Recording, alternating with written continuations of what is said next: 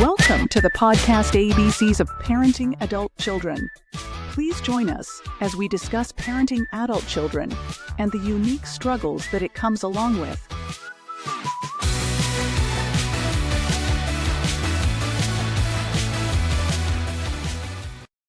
Hello, and thank you for listening to our podcast. Please subscribe and follow this podcast on Apple Podcasts or wherever you listen. Please take the time to leave a review where you listen to podcasts or on our website at parentingadultchildren.org. Our Instagram channel is Parenting Adult Children 125. Video episodes are uploaded at rumble.com and my YouTube channel.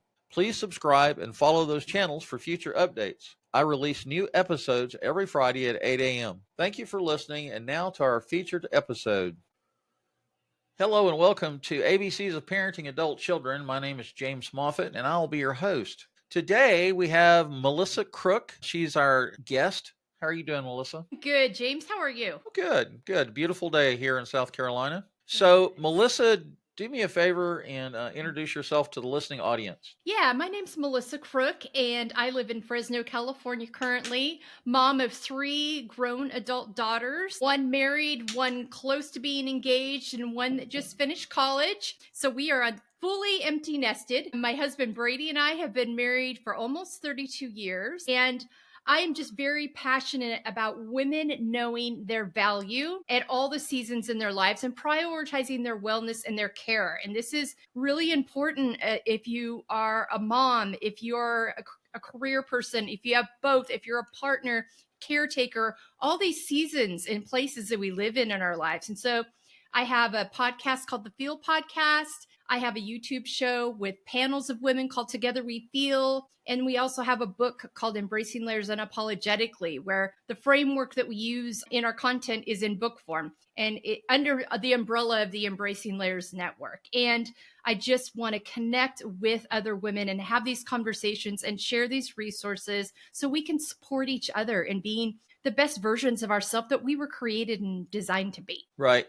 That sounds awesome. ABCs of Parenting Adult Children, we have parents with preteens, teenagers. So I think the gambit runs between 12 and 40, pretty much. And so we have our listening audience is primarily women. Mm-hmm. I want to say a good solid 75 to 80% of the listening audience are women, and the rest of them will be men from United States primarily, and we have like 10 or 12 other countries that have a smidgen of exposure. So on your profile, it says we could explore the intersection of boundary setting and women's emotional intelligence with a focus on how learning these practices can aid parents of adult children in understanding and navigating their own emotional journey. So, mm-hmm. So we have a private parenting support group on Facebook. We started it back in 2015. We started out with like 10 members. We had 2 teenagers at that time living at home. And today we have like 1.3 thousand members.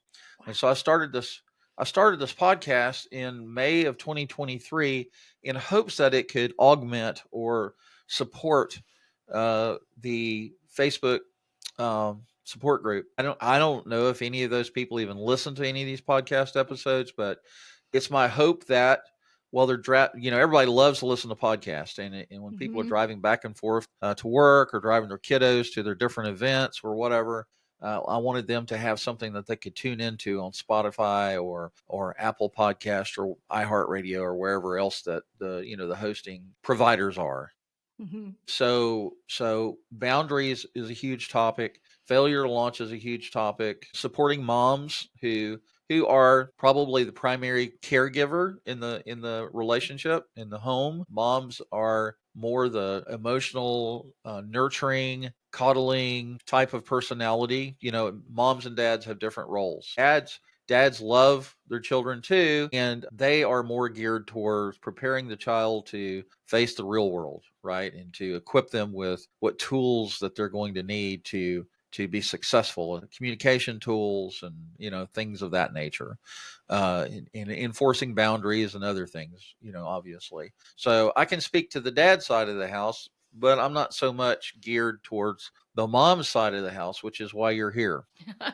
Well, great. Well, I appreciate being here. I think for me, this was a space I had to learn and grow in. I would say, I'm 55 years old now. I grew up in the 70s and 80s. And there was not discussions about boundaries and emotional intelligence No. going on in that season Nope. of life. Nope. No, it just wasn't happening. So it was a little bit of a free for all, and you were really left to kind of figure it out as you went along on your own. And so that ended up being my husband and I's journey as we were figuring out, okay, these are the things we did not enjoy so much about our, when we were growing up. These are the things we think worked well between the two of us, and we're going to take those and start there. And what I learned was that through some hard knocks, and some of these things I didn't learn until our kids were well into teenagers and even into college, was the importance of the balance of listening so that they felt seen, known, and heard, while also being a parent and requiring accountability and allowing space to be heard, but also, okay, there's going to be, I can't, not going into save and rescue, because I think there was a shift in parenting in the 90s and early 2000s where we went from probably not enough, probably over heavy-handed to under heavy-handed. And it's like, okay, we gotta have a balance here. Kids want to know that you care, and that whether they understand it or not, they want some boundaries. They want some acknowledgement, expectations. It makes them feel like there's safety and there's a space for them to exist in. And so we had to figure that out along the way. And we figured out as we went along that it was both important to listen really well and also give feedback and find that balance of, yes, I hear you and understand you. Also, within this, there's some things you just don't know about life yet. And so I'm going to say yes or no to this based on, I know what's coming. So, but if I found that we had a lot more success with that than just saying, no, I'm the parent and I said so, and you can't. And then that, if you felt like you created a space for their emotions, their space, and sometimes you learned something, you got some insight, but it also created a space of safety of like, mom and dad love me. Regardless of what happens, I can come to them no matter what I do. Not that they'll be happy about it, but I can trust them and it feels safe. And so creating that environment, and like I said, we had to learn this as we went on. I would say early on, I was more of I'm the mom and I said so, because that's what I heard growing up. Whereas I grew into understanding over time that listening to them, and that they had feelings and emotions too. And they had thoughts, and so opening that door, but it was something I learned. And even as they got into young adults, my oldest daughter was the first one to officially introduce the word boundaries to us through an internship that she did through her FCA volleyball internship, Fellowship of Christian Athletes internship that she did one summer, where they talked a lot about healthy boundaries and communicating your expectations and showing up well in your relationships by taking care of yourself first, filling your cup so that you had energy to give to those spaces and relationships. And she brought that home to us, and she explained how she really wanted us to think about the ways we communicated with each other, because I'm very opinionated and passionate about what I believe. And I didn't have a barometer, and grew up in a very emotionally volatile household with lots of screaming and yelling and loud. And you just kept screaming and yelling until you felt like somebody heard you, realizing, no, everyone's just screaming and yelling over each other and nobody's listening to anybody. And also realizing that from an emotional standpoint, you get to a point where you shut down and you're not communicating effectively anymore. And so we had this conversation, and it sounded really good until it got tested one day when her and I were having a conversation. I was getting more animated, and she's like, I'm going to put a stop to this conversation right now. And I'm going to ask that we come back to it tomorrow when we've both had time to settle. And I'm like, I'm the mom and I'm not ready to stop. And we're going to keep having this conversation. And she's like, no, we're not. And that was like, that's what she means. And so I had to really step back, take off the defensiveness, and really learn to live in this arena of, we did the best we could. And also there's some things that we did that weren't very healthy that we can now do better.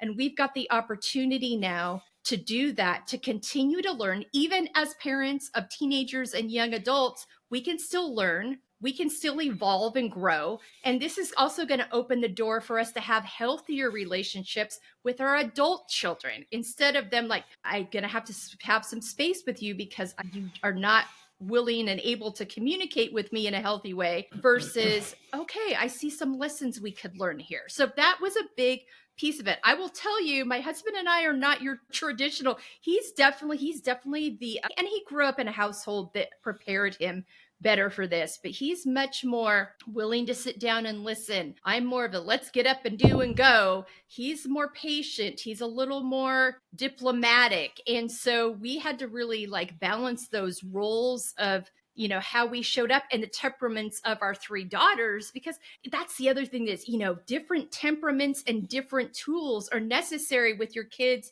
as they're growing up. But that also is the same as adult children. I think as they transitioned into adults, I thought their communication would just be the same. Now they're adults, it'll be the same. No, they're unique individuals. So I don't know if that completely answers your question, but that was really the things that we learned about both boundaries and emotional agility as we learned to continue to grow as parents. We just unpacked a whole bunch of stuff there, and that's good.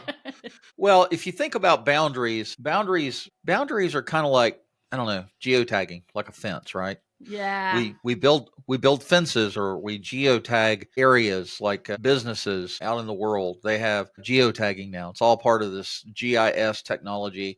And so when you put up a fence, or you when you tag I'm looking for something other than boundary, but you're setting limits, right? Yeah. You're setting a limit, saying it's not necessarily on or off. It's not necessarily yes or no. There may be some gray area, maybe a little bit of uh, thought process and thinking, and so your kids come to you. Teenagers are coming into their own, and they're transitioning from the teenage years into becoming an adults, and so they're going to be more likely to give you pushback, especially if you tell them, hey, I'm your dad, I said so, and so, you know, don't do as I say, don't do as I do as I say, right? Yeah. And so I was raised in the 70s and 80s, and that's what I heard. Mm-hmm. But the nice thing about moms and dads transitioning themselves as caregivers, as parents, when our teenagers are teenagers, we're still in the authoritative parent-child relationship. When the teenagers transition into the adult stage, 18 to 26, well, you're no longer an authoritarian figure in their life, even though they're living under your roof and you're still feeding them and putting a roof over their head and all this other stuff. Now you're a mentor. Now you're a support system, right?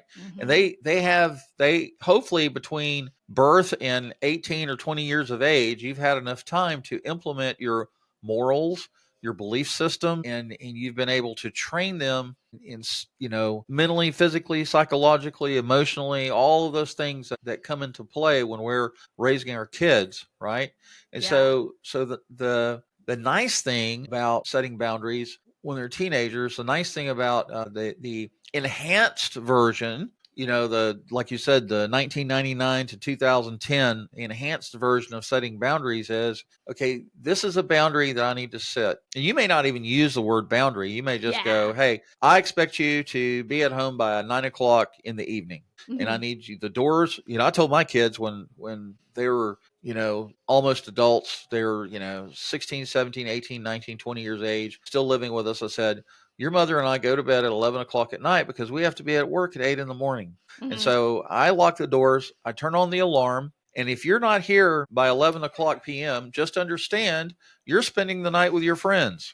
You're going to be sleeping on a couch somewhere, because I don't want you, you know, I don't want you setting off the alarm, scaring me. I don't want to be grabbing a gun. You know, I don't want to take a chance of, you know, harming one of my loved ones, you know. So just know that when the door's locked, you're on your own. And so we lay these boundaries out, and we explain our expectations. That's another good word. Instead of boundaries, you can say expectations. And so if you explain your expectation, if you explain the reason why, and you don't always have time to do that, but if you have family time, if you eat supper at the dinner table, that's a wonderful time for people to go around the room and talk about their day and talk about what happened, the good stuff, the bad stuff, and you can talk about expectations at the dinner table or whatever. And everybody should find a comfortable time to do that. And that shouldn't be happening while you're screaming at each other on the way to the soccer field, right? Exactly.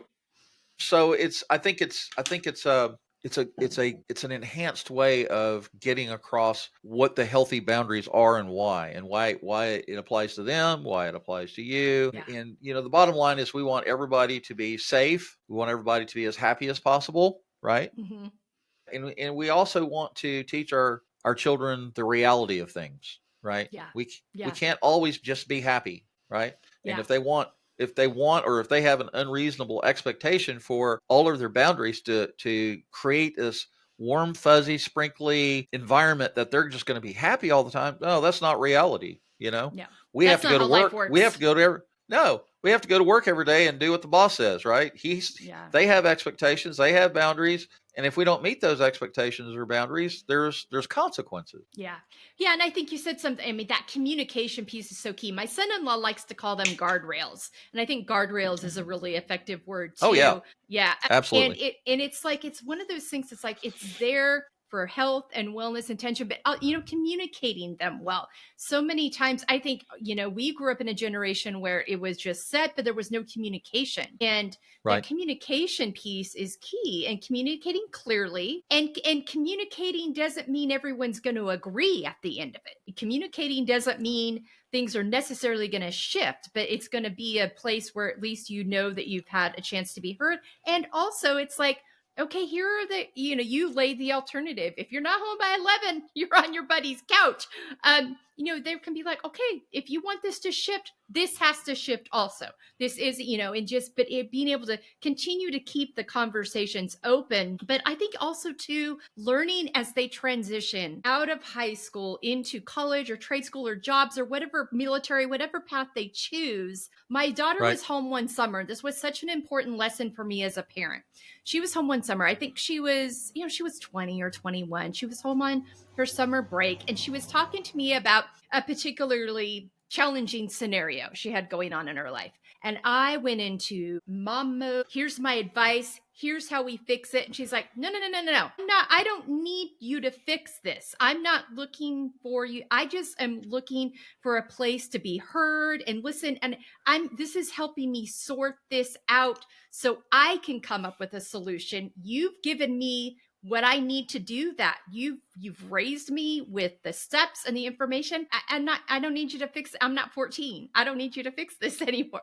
And that was a great wake-up call to me for how I was to approach conversations. I would then go into like, are you looking for my input? Or you just need me to listen? Are you looking for some direction? Are you stuck? Or do you just need a place to be, heard? And I think that's a big transition that can happen too. Yeah, I think that it's good that, or let me rephrase this. As a parent, we would like to have the expectation that as our teenagers transition into adulthood, we would like to have a good enough footing with them and a good enough relationship with them that, and we would like for them to feel comfortable to come to us and talk to us about whatever. I mean, they're not going to tell us their deep, dark secrets, and we don't want to know their deep, dark secrets. Exactly. But as a mentor, as a support system for our teenagers transitioning into adulthood,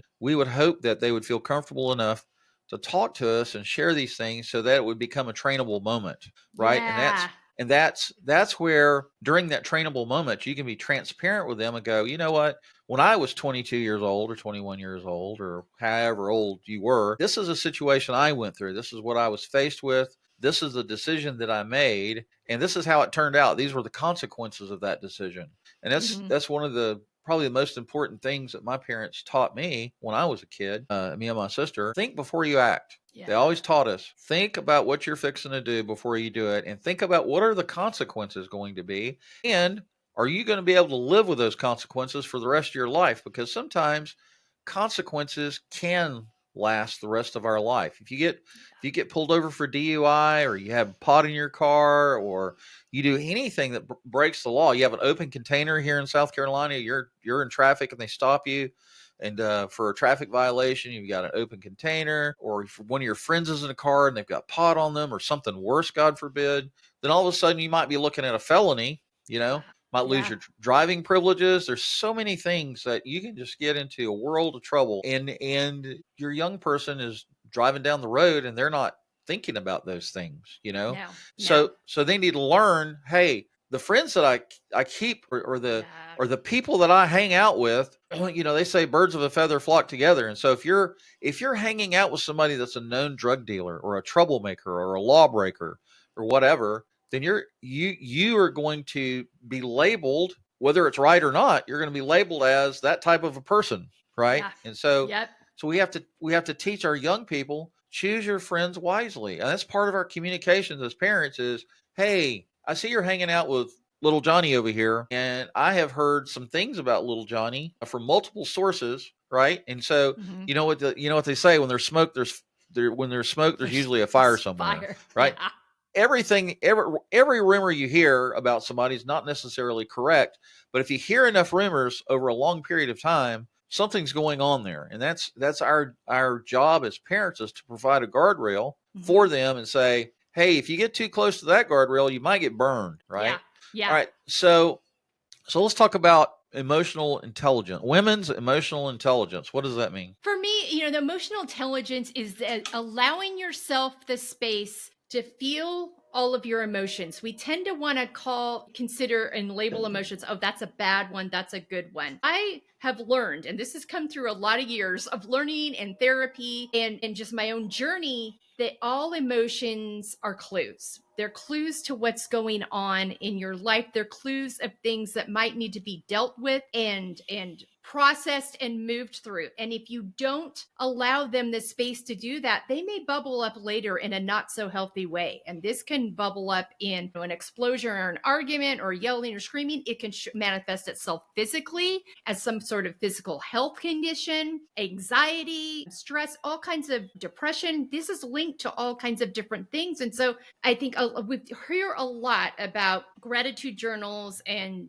focusing on the positive, and I'm like, yes. And also making space to feel and process, and teaching your kids to do that as well. And part of teaching your kids to do that is helping them know that their emotions and feelings are both valid and necessary to be felt and processed, but also to do that in a healthy way. So instead of yelling and screaming and hitting your sister, not okay. All right, hold on here. What are we so upset about? And how did we get here? And what is a healthy way that we can process and move through that emotion? Maybe instead of screaming and yelling and hitting your sister, you say, hey, Mom, I've had a rough day at school. This thing happened. I got so-and-so pushed me on the playground and it made me really mad, or they punched me in the nose, or they copied my homework, whatever it is, and talk through that. And talk through what happened and how we can resolve this in a healthy way. But kids you said this earlier, it's that do as I say, not as I do. They'll pick up on that and they will do as they see. So it becomes incumbent upon us as parents to be modeling this kind of behavior ourselves. And so it's that, learning to process through your own emotions in a healthy way and make space for all of them so you can organically feel that gratitude, but not stuff that other thing, that other clue that needs to be dealt with. And then your kids are going to see you do that. They're going to pick up on that. So when you go back to talk to them about not hitting your sister, they won't be, well, I saw you scream at Daddy last week when you had a bad day at work. And we're like, you're right, I did that. And also, but those can also be learning moments because we're not perfect. And so I think the other part of that is it's important for kids, if you mess up as a parent, it's okay to apologize to your kid. Hey, I don't like the way I responded earlier. I would have preferred that I respond this way. This can be a teachable moment for them, that parents aren't perfect. And kids aren't perfect, and that we can go back and apologize and correct. So I think for emotional intelligence, it's really that acknowledgement, and let's change the language around how we see our emotions. Let's see them as clues rather than things to either celebrate when they're fun or ignore and stuff away when they're not so fun. Yeah, I remember in my childhood, I was raised in the 70s and 80s, and my dad was a drill instructor for 26 years in the Army, and he dealt with recruits all day long out on the PT field or wherever, whatever he was Yeah. doing. And so, there was lots of yelling and screaming and belittling and name calling and using of the boots, and God knows what goes on. And I've never been in a boot camp, but I can, I've seen a lot of Yeah. stuff on TV, so I can only imagine what the mindset is for a drill Yeah. instructor. And so when he came home from work, he was kind of like that with me and my sister. I think Yeah. he had a hard time compartmentalizing the fact that, hey, this is work and this is what I'm expected to do, but now I'm at home and I have children and a wife, and they're not my recruits, and I shouldn't be treating them the same way. Yeah. And I think all of us, when we look back at our childhood and we look at our parents and how they raised us or didn't raise us or incorrectly raised us, we like to say that, hey, I think they did the best they could with what they had, Mm-hmm. And so I think the thing about emotional intelligence is that it's incumbent upon us parents to have a grasp on our emotions and not react angrily, or not to burst out into some kind of tirade. Yeah. And your child comes home and says, "Hey, I'm gay." And the dad's going, "What the hell are you talking about? What? No, you're not gay." And you can just imagine the conversation back in the 70s or 80s. It just wasn't Absolutely. even talked about. No. But you can imagine, for straight parents that don't know anything about that lifestyle per se, if they're, and it could be the daughter coming home and say, "Mom, I'm pregnant." What? You're pregnant? And then off to the races you go, because it's a very emotionally charged subject, right? And so Yeah. so before we get into those types of situations, potentially volatile situations, Mm-hmm. it's important that we practice what we call self-care, and that Yes. we uh, have boundaries of our own, guardrails of our own, that we can practice self-care, get off by ourselves, pray, meditate, go for a walk, read a book, go have a drink, however you decompress. It's important that and we tell people, we tell parents on this podcast episode and on our parent support group, have to practice self-care, because Yes. parenting is probably the toughest job that any of us could ever have, right? And it and it Yes. and it it's not easy, and No. it doesn't start at 8 a.m. and end at 5 p.m. It starts when That's you true. wake up, and it ends when everybody goes to sleep, and sometimes beyond that, right? Yeah. Especially if you get phone calls in the middle of the night from your young adult going, "Oh, I'm in jail. Can you come pick me up?" Or Stop. I'm in the emergency room because I had an accident. I need your help, and of Yeah. course we're there for them. But parenting never ends. Even after your kids are, I'm 63. My kids are, almost 40. Mm-hmm. I don't care how old your children are, they're still your children. Yeah. Yeah. And we always want to be here for them. Mm-hmm. Yeah, and they need us in different ways. I think that's what I've learned too. They need us in different ways. But you said something so important there about that self-care piece. I want to sit with that for a minute, because so many times I hear from parents, "I don't have time." I'm like, "Okay, we're going to stop and look at your calendar, because you have time you don't realize. We're just going to shift how you're using it. Let's talk about Right. that time you're waiting for them to pick them up from soccer. Maybe you listen to some ocean sounds, a favorite podcast, your favorite music. Maybe you take a walk around the soccer field. Maybe you just sit quietly and lean the chair back and close your eyes for 20 minutes. What is a way you can refill your cup so that you can show up Right. as your healthiest, clear minded self? So you can take space to sit back and take something in and not just respond. And because the more tired we are, the more worn out we are, the more burned out we are, the quicker and more reactive our emotional responses are. And they're usually not done in a way that's going to be helpful to the situation. So we cannot expect ourselves to show up healthy and well for ourselves or those we're in relationship with, our kids, our work, all of our spaces if we're not taking time to fill that up. It's that old adage, you cannot give from an empty cup. So I'm so glad you Right. mentioned the value and importance so we can be ready for those hard conversations, because there's no Right. necessarily a warning light going off to let you know No. they're coming.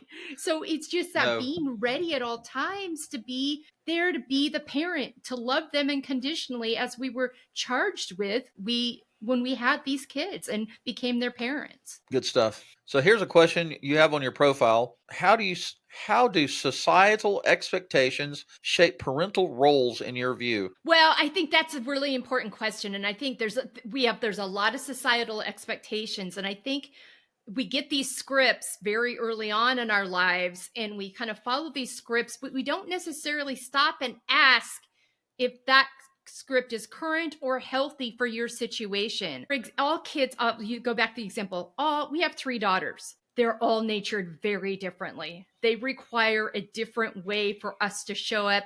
They've been that way from the day they were born. And so I can't just use the same approach with each of them in given situations because they won't necessarily respond the same. Our oldest she came out of the womb very emotionally astute, kind of an old soul. Like from the get-go. She's kind of your classic oldest. She adapted early. She learned to tie her shoes on her own. She read early. And she was a pretty chill kid, other than being really feisty between 3 and 4. Other than that, she was a pretty chill kid. And then our middle one came along, and she had different needs. She had different physical needs.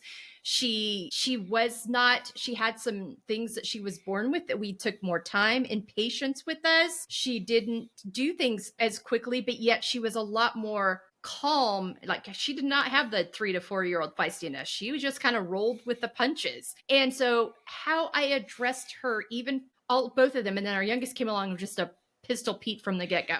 And so, but then you grew up and became more of an introvert in a very extroverted family. So I had, you couldn't just use the same script for all of them. And so it was very important. I'm like, Right. okay, how do I meet this child? What are their needs? What are their emotional needs? Where are they really, do they feel really successful and confident? Where do they not?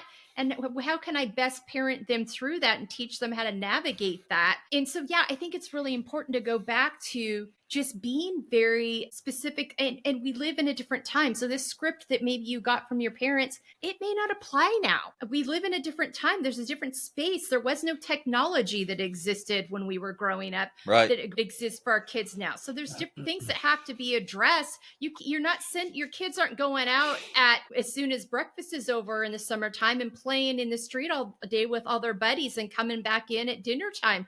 That world doesn't mostly exist anymore. So what worked then isn't necessarily going to work now. So I think just making sure the script and the narratives that are there, do they apply to your family and your scenario that you're in and your character traits of each of your children and you and your partner? Good stuff. All right, so I'm going to give you a 5 minutes for an elevator speech so you can talk to moms. What would you tell? What's the most important thing you could tell moms at this point? Self-care is not selfish. Do not believe that self-care is selfish. It's actually beneficial for everybody in your life. So do not feel like you must show up for everything all the time with no boundaries around your time or space for yourself. And I think that is something that and the mom guilt is real. So if you all of a sudden you're showing up and you are at every classroom field trip for every kid, you're working full time, you're making cookies for everything. And I'm using myself as an example because I used to be this mom. You're going to wear yourself out at some point. So think about, what are those activities that nourish you? Where are they in the calendar? Are there things in your calendar, in your space, that don't really align with who you are? There's always somebody else out there to fill a space. It is not your responsibility to fill all the spaces and be all the things all the time. So give yourself a break and start each day with something that nourishes you. It might be a 5-minute song or meditation or journaling time or quiet time or prayer time, or it might be 2 hours where you work out and you do all these things. You have to decide where it is in your calendar and then make space throughout the day. Again, meet yourself at lunchtime. How are you feeling? Have kind of a menu of things to pull from. I always say, go back to those things that nourish you. What are activities that nourish you that you can pull from, that you can breathe for 5 minutes? We don't breathe. We just run around in circles all the time, keep going, doing, and we don't realize how shallow our breathing is or how stressed we get. So another activity that's really helpful is every hour, set your alarm on your phone or a clock. Every hour, stop and just breathe, like deep breathing. I use a box breathing method where I do that for 2 to 3 minutes. Stop every hour just to reset your nervous system, check yourself. And then I would say, you have to decide where this fits in. But right now, today, find time this week, look at your calendar. Which thing makes you feel like, oh my gosh, I can't believe I have to do this? And which thing are you excited about? If there are too many, oh my gosh, I can't believe I have to do this, do you have to do it? Is there a new boundary that needs to put in there? Is that something that maybe someone else can do or maybe isn't in alignment with who you are? Because the more of those, oh my gosh, things you have, the more irritable you're going to become, the more short-tempered you're going to become. So being mindful of those spaces and places, and you're modeling that to your children. Your children are learning that it's okay for mom to take care of herself, and that I can do that when I'm older too. I don't have to run myself into the ground. You're also showing up better for them. You're clear-minded. You're fully present. You want to be there with them because you're not worn out and exhausted for being everywhere all the time. So be very intentional about this and just remember, when moms and women take care of themselves, everybody wins. Everybody wins. We are better as ourselves and in all of our relationships and spaces. That is my biggest thing that I think. And if the mom guilt is there, it'll go away over time. And where is that voice coming from? Is it coming from an old narrative?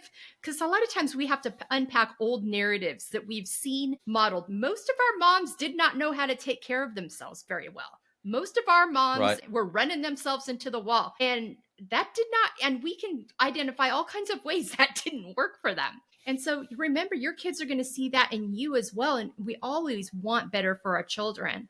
But yeah, it starts with those simple, and it can be those little places you already have space and room, those drives to and from work and school, that time you get home and you've got, take 15 minutes to feed yourself before you go into the evening. Those are the big things I would say. Melissa, I really appreciate you coming on the podcast episode today.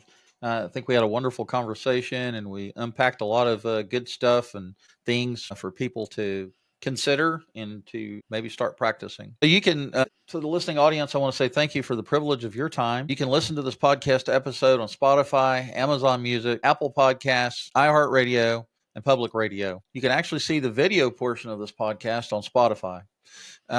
We have a website. It's parentingadultchildren.org. parentingadultchildren.org. If you go to the website, you can see I have a blog there, and I showcase different episodes and different speakers and authors, and we have people that are addiction counselors and all sorts of cool people that are on our episodes. And so I try to put a lot of blog posts in there with resources that you can look at on your own. The website provides contact information for me. You can click on an email link, or you can leave me a voicemail and I'll get back with you. You can see the upcoming show schedule. I just put the March and April episodes that are going to be released, that way you'll know what's coming. I also try to add video clips to Instagram. So if you follow me on Instagram, that's Chief Propellerhead 125. That's my user ID, Chief Propellerhead 125. And I upload all the video clips from all the different podcast episodes, or I try to anyway. I don't do it all the time, but I'm making more of a point doing that. You can also click on the review tab at the top, and you can leave a review. If you listen to one of the podcast episodes, you liked it, didn't like it, whatever, just leave a comment and say, and if you have suggestions for topics that you would like to hear, let me know, and we'll see what we can do about doing that as well. I release a new episode every Friday morning at 8 a.m. Melissa, thank you again for being here. Thanks so much, James. Everybody have a wonderful day. Thanks for being here, and I'll talk to y'all later. Please tune in next week for another episode of our podcast on parenting adult children.